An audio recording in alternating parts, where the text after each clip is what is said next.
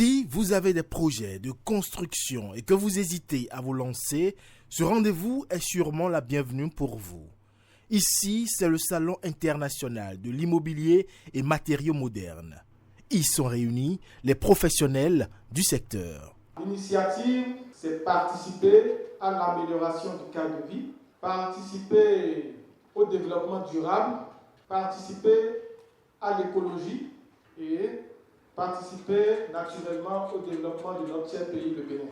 Nous devons travailler de façon écologique, choisir des matériaux écologiques, des matériaux durables pour protéger l'environnement. Pour relever ce défi, les acteurs et professionnels de l'immobilier et du bâtiment exposent au cours de ce salon leurs produits. Sur ce stand, l'un des matériaux les plus essentiels de la construction, le béton prêt à l'emploi. Alors le béton prêt à l'emploi, c'est un élément très important dans les nouvelles constructions. Maintenant, avec toute la technologie qu'il y a, avec les normes de sécurité et les nouvelles normes internationales, on ne peut plus se permettre de faire le béton à la bétonnière. Donc nous, on ramène un produit de qualité qui est très contrôlé avec un laboratoire de dernier cri. Tout est contrôlé depuis la matière première qui est le ciment, les granulats et l'eau. Et même l'eau, elle est très contrôlée jusqu'à la fabrication, jusqu'au transport et la mise en place. Résistance, flexibilité, impact environnemental réduit, ce béton s'adapte aussi bien aux grandes constructions qu'aux projets de logements individuels. Une grande dalle d'un immeuble, on peut le faire rapidement en 3 heures, alors qu'avec la méthode moyenne, ça peut prendre plus que d'une journée ou 2 jours, avec tous les problèmes qu'on peut avoir, les problèmes de résistance, d'étanchéité et de durabilité de ce béton. À l'instar de techniques béton, nombreux sont les acteurs de la construction et de l'immobilier ici, en Expo Vente. Et NIVA, comme ça a été dit, accompagne tous les acteurs de la construction en termes de fournisseurs d'énergie et de tout ce qui est équipement de manutention. SB Lafarge produit un ciment qui est 100% béninois. Notre clinker n'est pas un clinker importé, mais il est produit à Onibolo, à notre carrière.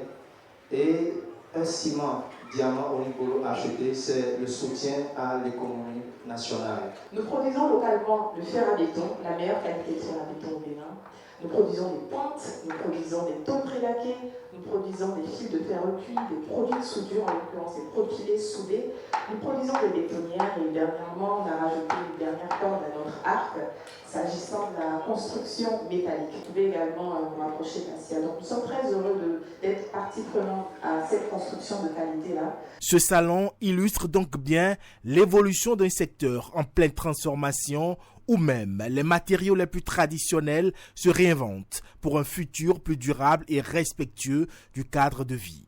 Nous sommes heureux de constater que plusieurs entreprises, et pas des moindres, tant internationales que nationales, ont adhéré à cette merveilleuse idée et accompagnent le promoteur chaque année.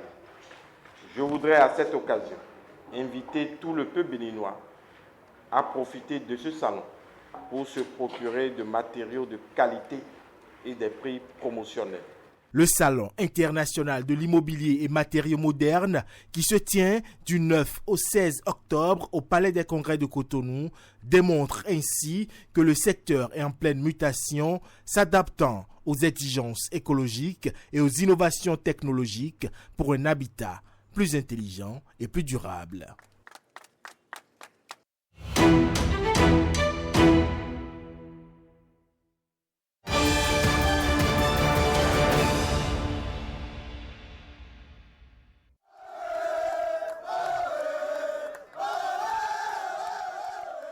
Au bout du suspense et d'une épreuve de nerfs, le ministère du Cadre de Vie et des Transports chargé du développement durable s'adjuge le titre de champion de la 8e édition du tournoi des institutions de la fonction publique aux dépens du ministère de la Défense nationale sans armes pendant la partie. 2 fois 40 minutes n'ont pas suffi au nouveau champion et son adversaire, le ministère de la Défense nationale, pour trouver le cadre et même aux tirs au but, la différence s'est faite sur les détails en faveur du ministère du Cadre de Vie. Je suis très heureux de cet accomplissement parce que le chemin n'a pas été facile. Il a fallu passer toutes les étapes. En quart de finale, nous avons eu une équipe qui était très très bien. On a pu passer et dès lors qu'on a eu à accéder à l'étape de demi-finale, on était davantage motivés. C'est vrai qu'il a fallu aller au tir au but, mais nos joueurs ne nous ont pas démenti. Et lorsque nous avons été reçus par le ministre du Cadre de Vie et des Transports, nous lui avons dit qu'à son retour de mission, nous allons venir lui présenter le trophée. Loin de leur confort de bureau, les agents du ministère du Cadre de Vie et des Transports chargés du développement durable et ceux du ministère de la Défense nationale ont démontré qu'il leur reste encore quelque chose de leur talent qu'ils ont développé au plus jeune âge. Le tournoi des institutions de la fonction publique leur en offre d'ailleurs gracieusement l'opportunité. Sur le terrain, parfois on a le cœur serré, mais à voir les prestations des différents joueurs, on n'est pas trop surpris parce qu'ils se sont engagés vraiment pour retourner la coupe au ministère. Fin en apothéose du tournoi des institutions de la fonction publique TIFOP, une compétition qui met en exergue les talents de l'administration publique béninoise dans les différentes disciplines sportives. Au football, le trophée du tournoi des institutions de la fonction publique TIFOP repart au ministère du Cadre de Vie. Il devra défendre son titre dans un an lors de la 9e édition.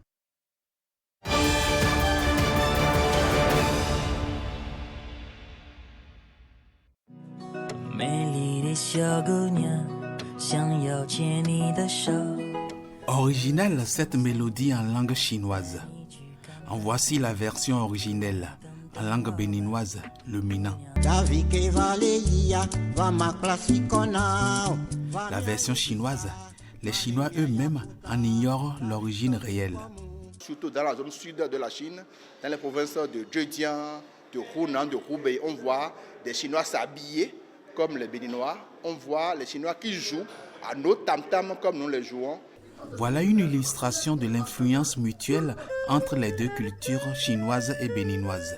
Autre exemple, le centre de recherche sur le Bénin dans une université chinoise. L'université Jiaotong de Chongqing, c'est un centre qui a été créé en 2017 et je suis même un consultant extérieur de ce centre-là. Je suis allé et j'ai eu la joie de voir que les Chinois ont exposé sur le développement des partis politiques au Bénin. Ils parlaient chinois, ils parlaient du Bénin comme s'ils sont des Béninois. Présentation inaugurale du Dr Maurice Conti. Panel à 3 avec Dr Julien Segbo et Dr Léoncio Lamadou-Sello. Pluriel questions et réponses des participants dont Maurice Denon et Aladé Kofi Adolphe. Je suis allé enseigner la danse béninoise en Chine. En quelques jours, ces enfants ont commencé par danser le Hungan d'Abomey, le Tipenti de la Takora d'Onga, le Tchenkume de Savalo. Le Bénin et la Chine unis faisaient déjà, font encore et feront toujours des enfants dits mignons, en langue fon, fignon. L'un des prénoms de l'enseignant-chercheur Dr Maurice Conti.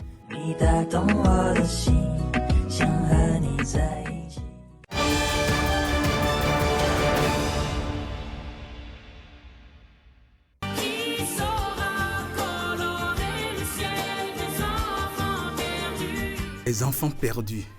Ici, ce sont les 6400 bébés décédés chaque jour en l'an 2021 dans le monde entier.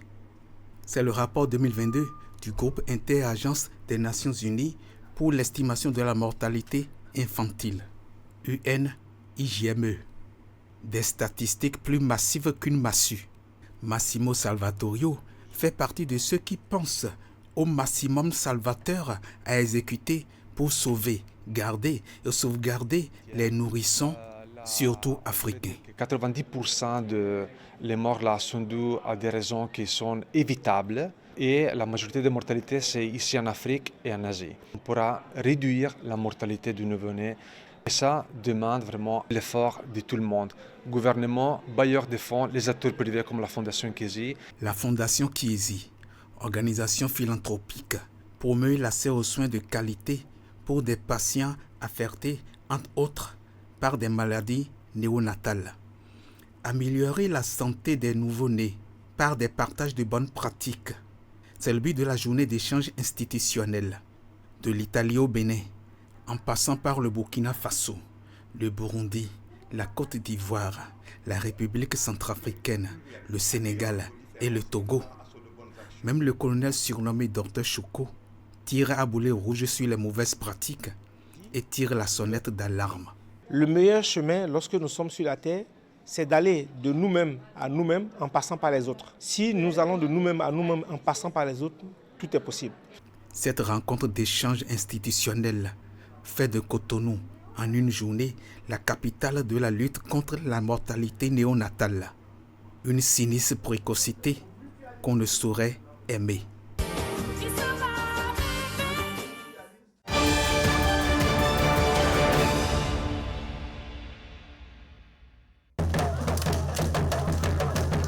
C'est à travers des chants de danse, d'animations folkloriques et de toutes couleurs que les populations des 6 communes du département de la Liborie célèbrent ici à Garou la journée internationale de l'alphabétisation édition 2024. Nous-mêmes qui avons été à l'école, il est absolument indispensable que nous nous alphabétisions dans nos langues nationales. Parce que tout développement n'est possible que lorsque l'on acquiert le savoir de sa langue, savoir lire et écrire sa langue maternelle. Promouvoir l'éducation multilingue, l'alphabétisation pour la compréhension mutuelle et la paix. C'est le thème retenu cette année pour la commémoration de cette journée dans cette localité. Ce thème révèle une fois encore que l'alphabétisation va bien au-delà de la simple acquisition de compétences en lecture, écriture et calcul. Elle est un outil puissant pour renforcer la cohésion sociale, promouvoir la diversité linguistique et culturelle et surtout encourager une coexistence pacifique au sein de nos communautés.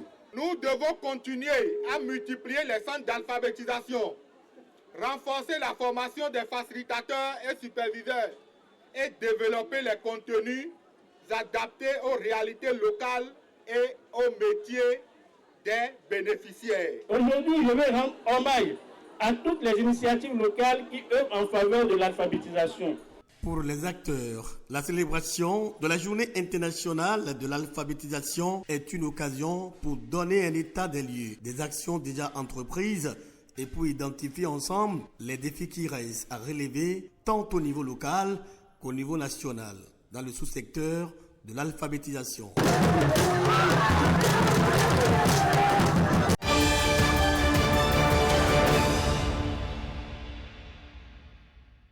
La recherche scientifique et les innovations technologiques pour un développement durable, c'est le thème de ce deuxième rendez-vous scientifique international. L'ambition est de faire de l'UNESTIM un pôle d'excellence en matière de production scientifique, d'innovation technologique et de valorisation des résultats de recherche. Notre ambition est de promouvoir une culture de la recherche et de l'innovation parmi nos enseignants, nos doctorants et nos étudiants mémorants. Il s'agit pour nous de stimuler davantage la production scientifique de qualité, de valoriser le savoir endogène, d'aller puiser dans nos tréfonds, dans nos villages, les ressources, les ramener au laboratoire, les expérimenter, retourner encore dans nos villages pour le partage et le retour sur expérience.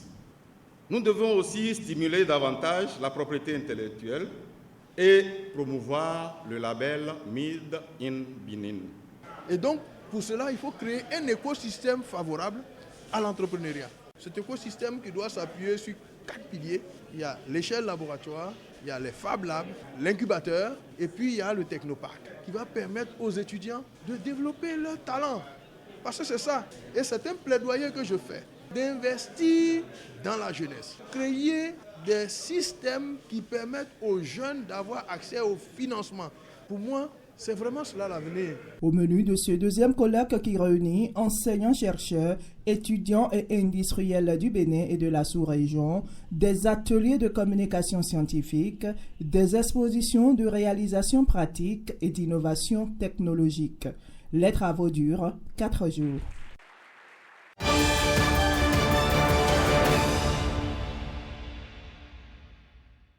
Les visiteurs indésirés emportent avec eux plusieurs instruments de travail et objets appartenant aux tout petits apprenants de cette école maternelle pilote. J'ai constaté qu'ils ont essayé de défoncer mon bureau, ce qui n'a pas marché. Et la classe tout juste après moi aussi, ça n'a pas marché. Mais ils ont pu défoncer une classe où ils ont ramassé les seaux d'eau, les gobelets, les boîtes de craie, les jouets. Cette école abrite nos enfants, nos petits-enfants, qu'on est en train de préparer à la vie. En principe, on devait apporter notre contribution à l'édification d'un bon avenir pour ces enfants-là. Mais c'est le contraire que nous constatons ici. Avec ces genres d'actes, l'école maternelle pilote de Lokossa, la toute première du Mono et du Kofo, perd de sa superbe et se retrouve dans une situation d'insécurité. Pour le moment, nous attendons les forces de l'ordre pour leur constat avant d'appeler un soudeur pour venir nous défoncer la porte. Notre budget ne nous permet pas de recruter un gardien. Et il y a aussi le mur qui est trop bas et les enfants du quartier l'escaladent très facilement. Nous supplions nos chefs hiérarchiques de porter loin nos cris de cœur. C'est vraiment déplorable. Je vais demander à la population de ce quartier de nous aider à assurer la sécurité. En attendant d'appréhender les indélicats, la population est invitée à veiller sur cette infrastructure publique qui abrite des âmes innocentes.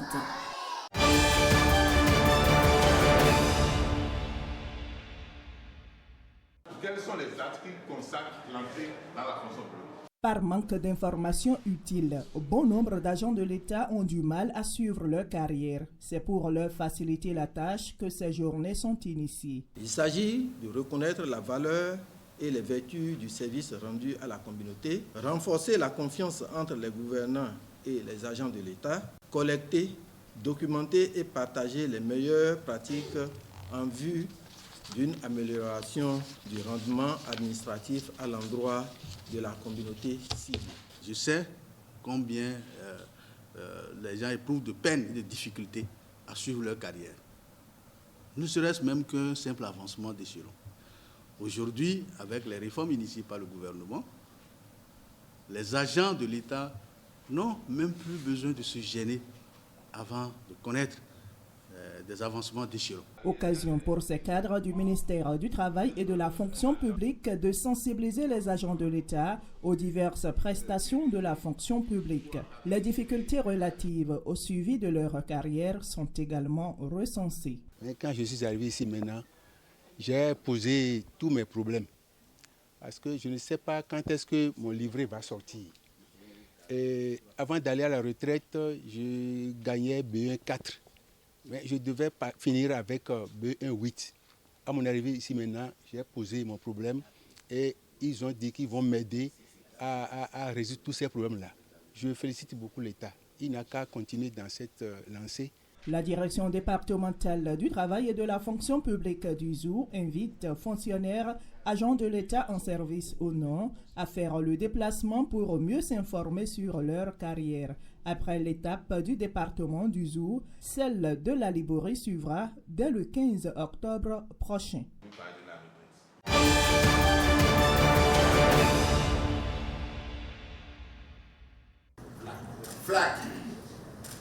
Comme l'équipe de la FLAC, Faculté des Lettres, Langues, Arts et Communication, toutes les autres en lice pour la 11e édition des Jeux universitaires du Bénin connaissent leurs différentes poules. Ce tirage au sort est la dernière ligne droite avant les compétitions proprement dites. Ça a démarré par ce que nous appelons la phase de zone.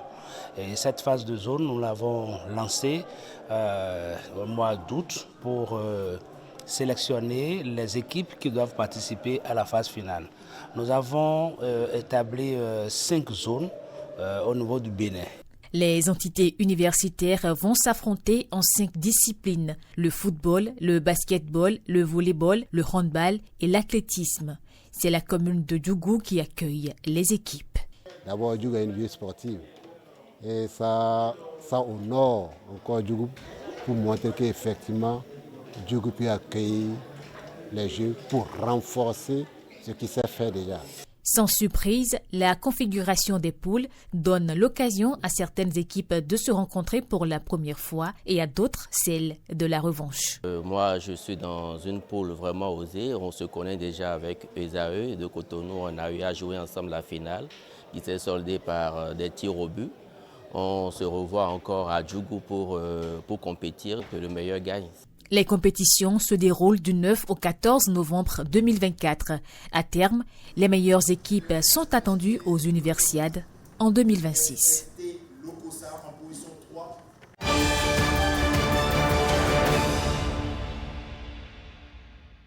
En tant que fille de ce pays.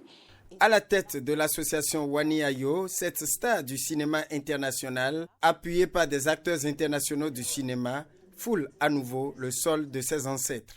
Je pense qu'on a les histoires, les narratifs, les récits. On a des personnes qualifiées et qui pourraient l'être davantage, d'où l'initiation de ces formations-là. Stella Bomaou est soucieuse de l'avenir du cinéma béninois. Pour cette année, la lumière est mise sur 3 postes du cinéma, à savoir montage image, ingénierie sonore et actorat. La formation triptyque au métier du cinéma est à sa 3e édition. Elle rassemble du 8 au 19 octobre des acteurs du jeu devant la caméra et des professionnels de son et de montage d'images. Je suis à la 3e participation à cette formation pour renforcer les acquis que j'ai, pouvoir faire rayonner le cinéma de notre pays afin de quitter le niveau de débutant. Je viens avec l'envie de partager mon expérience concrète, d'échanger aussi donc avec les élèves, de voir leurs besoins. Et évidemment, j'ai aussi beaucoup à apprendre, je pense, parce que les conditions ne sont pas les mêmes. À terme, Wani Ayo veut se rendre utile à l'industrie cinématographique et à l'économie nationale.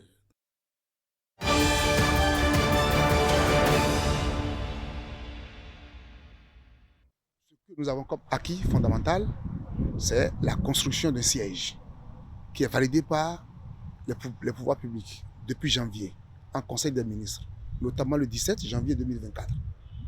Deuxièmement, le 11 avril 2024, les pouvoirs publics ont jugé de l'effectivité du fonctionnement, et non seulement du siège national, mais également du siège continental.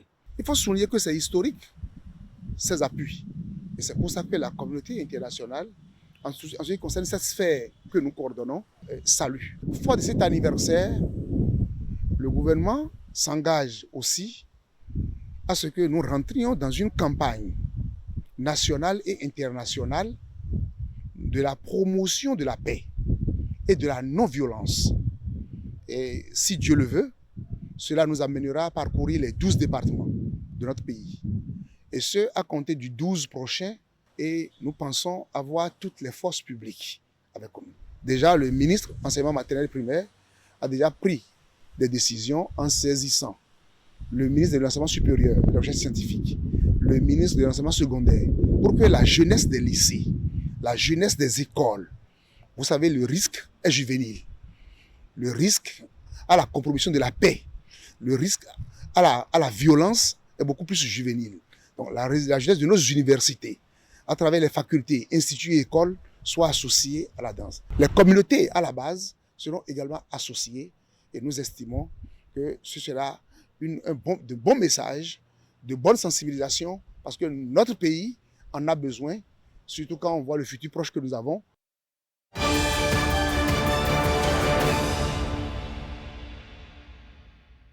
La conférence des recteurs s'intègre désormais dans les habitudes et apparaît comme un moment de partage et d'échange sur la vie des universités publiques du Bénin.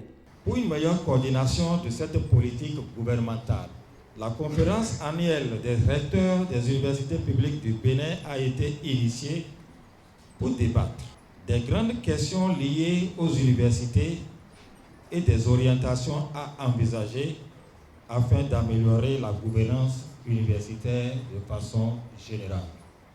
Aujourd'hui, la société confie d'immenses responsabilités à l'université Il s'agit de conduire les transformations rapides que la société impose. Les universités publiques du Bénin essayent de répondre à ces nombreuses attentes, mais trop souvent sans l'accompagnement qu'il faut, alors qu'on attend d'elles des miracles.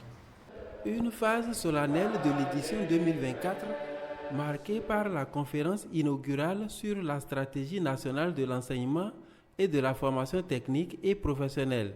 Conférence au cours de laquelle des questions cruciales ont été évoquées telles que la synergie entre l'enseignement supérieur et la formation technique et professionnelle. Il est impératif que nous adaptions nos programmes pour qu'ils soient en phase avec les évolutions rapides du monde professionnel et surtout les attentes de nos étudiants. Il nous revient de réfléchir au modèle économique qui permette de concilier excellence académique et équité. Les échanges contribueront à identifier les actions concrètes à mener et les leviers à actionner afin d'améliorer les offres éducatives au niveau des universités publiques du Bénin. La rencontre marque également la fin dans quelques jours des mandats de 3 ans des recteurs.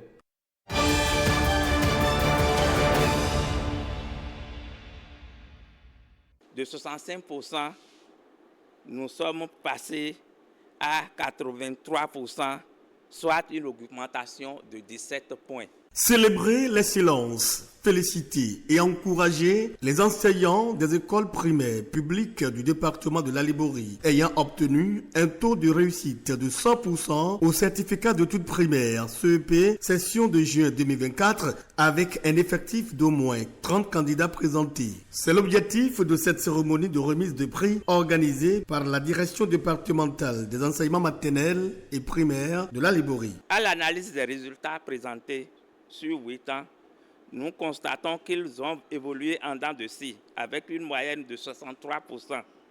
Le contexte de la Liborie reste particulier pour maintenir cette tendance et accroître ces résultats les années à venir.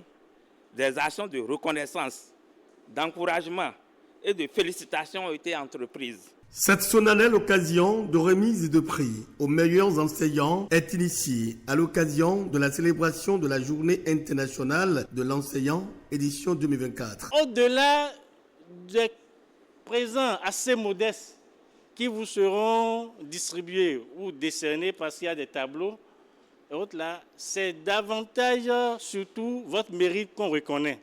L'excellence n'est jamais un acte isolé, mais bien le fruit d'un engagement collectif. Ainsi, nous partageons ce bonheur avec vous tous.